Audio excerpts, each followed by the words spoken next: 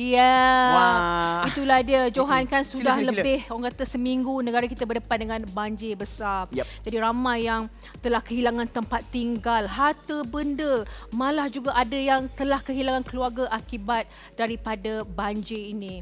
Ya, kami juga turut merasa hiba lah tentang apa yang berlaku dekat negara kita kali ini. Okey, cabaran utama yang kita hadapi selain daripada isu banjir ialah penularan jangkitan COVID-19 yang belum berakhir. Betul. Okey, penyakit pasca banjir yang membimbangkan. Betul. Ini yang paling penting sekali. Itu sebabnya kita jemput pakar perubatan kesihatan awam Dr. Visi Anurata Subramaniam yang akan berkongsi tentang hal ni sekejap lagi. Baik. Tapi itulah dia. Kita boleh panggil dia. Boleh, jom kita panggil dia. Kita persilakan Dr. Visi Anurata. Persilakan.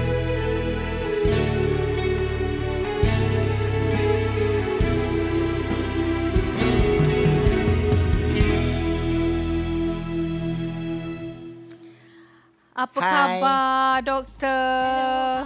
Wow. Mary Sandipom. Oh, minum Sandipom. Minum. Alah Mary pula. Mary dah Hindustan. Mary kenggi kenggak. Mary. Silakan. Okay, terima kasih atas undangan.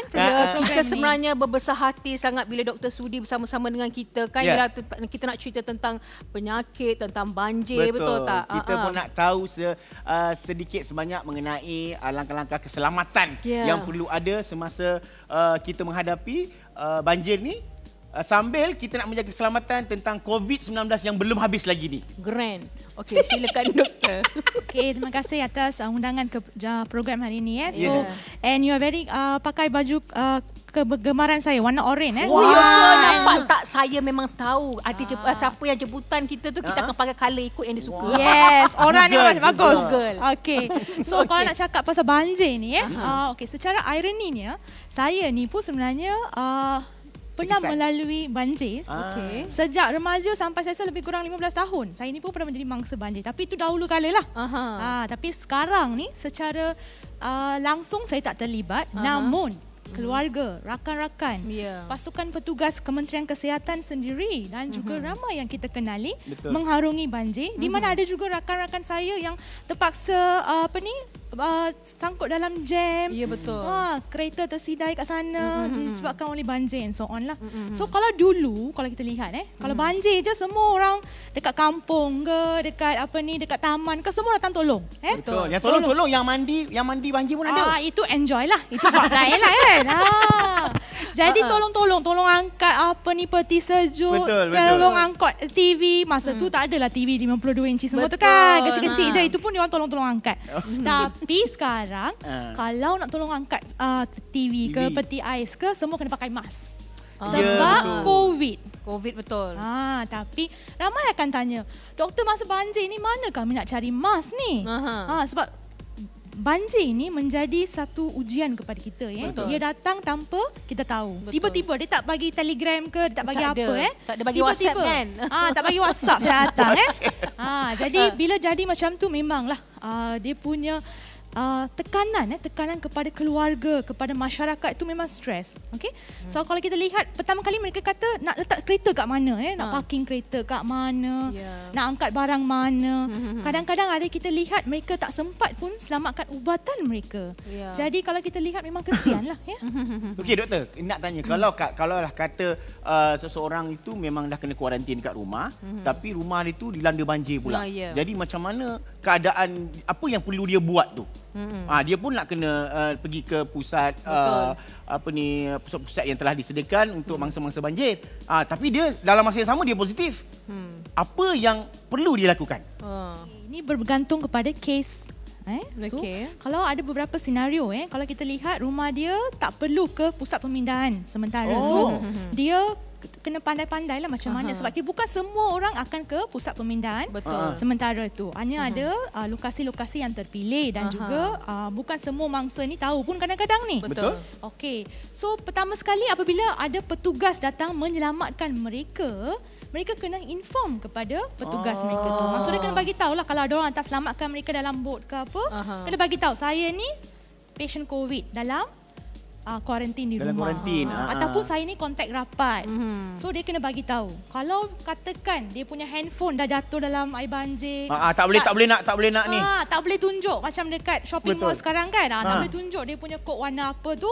Memang dia kena inform. Kena inform lah. Tapi kadang-kala adanya si ayah ni positif. Dia kuarantin dalam bilik kan. Tapi tengok anak beranak semua kat luar tu perlu diselamatkan. Jadi ayah itu akan mengambil peranan untuk menurunkan anak-anak. Kalau kita tengok dekat social media ramai ketua keluarga terpaksa mendukung anak daripada tingkat atas ke bawah. Betul. So mereka juga kena mengambil tanggungjawab, langkah-langkah keselamatan beginilah. Dan juga pakai mask. Kalau boleh sebolehnya pakai mask dan inform, maklumkan kepada pasukan petugas. Dan apabila pergi ke pusat penempatan sementara pun kena memberitahukan, kena maklumkan kepada pasukan. Itu paling penting lah. Sebab kita tak nak menyebarkan lagi penyakit mereka tu kan. akan diberikan bangunan khas ataupun kat tempat yang lain. Mereka akan diasingkan. So ini adalah satu aspek yang paling penting kita kena titik beratkan. Okey doktor, selain daripada risiko penularan COVID-19 ni, apa masalah kesihatan lain yang mungkin dihadapi oleh mangsa banjir ketika ini? Sebab air tu datang dah bercampur dengan bangkai, dengan najis, kencing tikus semua. Jadi tu yang paling penting tu. Betul. So kalau kita nak lihat, selain daripada penyakit COVID, kita boleh bagikan kepada beberapa. Satu adalah penyakit yang tidak berjangkit dan penyakit berjangkit. Antaranya yang tidak berjangkit. Okey, kalau tidak berjangkit saya pergi sekejap lagi. Saya pergi yang berjangkit. Berjangkit, yes. Saya nak tanya yang berjangkit dulu. Cantik. Yes. So macam Ali dan Johan ceritakan ada bangkai haiwan. Betul. So on. Yang paling kita risau kencing tikus. Kencing tikus tu nama saintifiknya leptospirosis.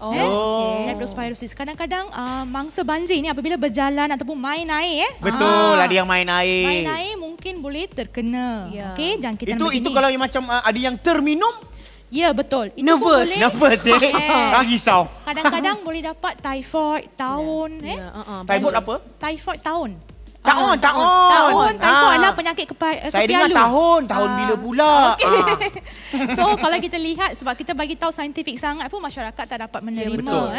So namun gejala-gejalanya memang yang am lah. Kalau kita lihat batuk, sesama, yang ni juga boleh tinggilah sewaktu musim banjir ni. Dan juga penyakit mata, mata merah, keradangan merah, mata konjungtivitis pun dia adalah satu penyakit yang sering berlaku. Jadi kalau orang-orang yang macam ni, perlukah dia ambil suntikan untuk nak prevent daripada penyakit-penyakit yang datang daripada air itu tadi? Perlu ke tidak? Untuk suntikan tu tidak semestinya. Susah tak soalan saya? Memang susah sebab dengan keadaan. Masa tu tengah banjir, nak cari klinik pun tak boleh sebab ada klinik pun banjir. So kita kena lihat pada situasi semasa lah. Untuk penyakit yang tidak berjangkit, contohnya, seseorang mangsa tu akan rasa tertekan. Sebab walaupun mereka dipindahkan ke pusat penempatan sementara tu, mereka akan rasa tertekan. Alamak, handphone saya ada kat rumah. Barangan saya dekat rumah. Stres. Lepas tu kehilangan harta benda. Ada setengah orang bukan semua duduk di bandar. Kita lihat mangsa banjir ni bukan semua di bandar sahaja, di kampung pun dia buat simpanan wang pun ada. Dia tak simpan duit dalam bank. Kadang-kadang betul. Ada orang macam tu, doktor. Ada bawah bantal, ada dia simpan. Ada, dek. Selain Kak Suhana tahu betul. Betul. Selain tu mereka juga yang tertinggal ubat. Contohnya ada juga mangsa banjir yang terdiri daripada pesakit kencing manis yang mempunyai luka di kaki. So sewaktu mereka berjalan dalam air banjir itu memang kalau boleh tolong pakai slipper ataupun boots lah. Tapi pada masa banjir itu memanglah semua dah hilang kan. Kita pun kena praktiskan langkah-langkah keselamatan lah supaya mereka tidak akan jatuh sakit juga. Okey, jadi mungkin doktor ada nasihat kepada mereka nasihat supaya secara mereka sentiasa menjagakan kesihatan sewaktu banjir sekarang ni. Silakan. Penjagaan kesihatan ni bergantung kepada individu masing-masing. Jikalau anda adalah seorang pemangsa banjir, yang paling pertama sekali adalah kena pastikan mereka cuba juga menyimpan dokumen-dokumen penting. Salah satu adalah kad vaksin COVID. Kalau boleh, tolong simpan seperti kad pengenalan. Sangat penting. Kalau boleh lah. Yes. Sebab kadang-kadang kalau handphone hilang, kita berbalik kepada kad vaksin tersebut. Nanti nak cari maklumat susah. Selain itu, ubatan. Semua tu simpan dalam beg kecemasan. Seperti yang diwar-warkan di media sosial dan juga di berita. Kalau kita letak satu tempat dalam beg contohnya, kalau apa-apa berlaku, Ya, betul. Dalam dalam beg tu dah ada sofa, dah peti ais semua dalam tu dah. Itu peti ais dengan sofa tu kena luggage bag tak sempat tu. Alright, tapi macam mana pun terima kasih doktor kerana sudi kan bersama-sama dengan sebanyak kita memberikan informasi yang penting dengan apa yang tengah berlaku sekarang ni kan doktor. Terima kasih banyak doktor for the information. I see you later. I call you back right now. And I see you and when I see you again. Terima kasih. Terima kasih banyak-banyak doktor. Okey, sebentar nanti kita ada macam-macam lagi. Banyak lagi. Kita ada artis undangan kan. Jadi kepada anda semua jangan ke mana-mana. Kita jumpa sebentar nanti dekat dalam Meletup sebab kita ada siapa? Kita ada Emma. Emma lepas ni. Lama tak jumpa dia. Dengan ada Shahnaz tau. Sang bara. Kita jumpa sebentar nanti dalam Meletup. Pom. Pom. Pom lah ni.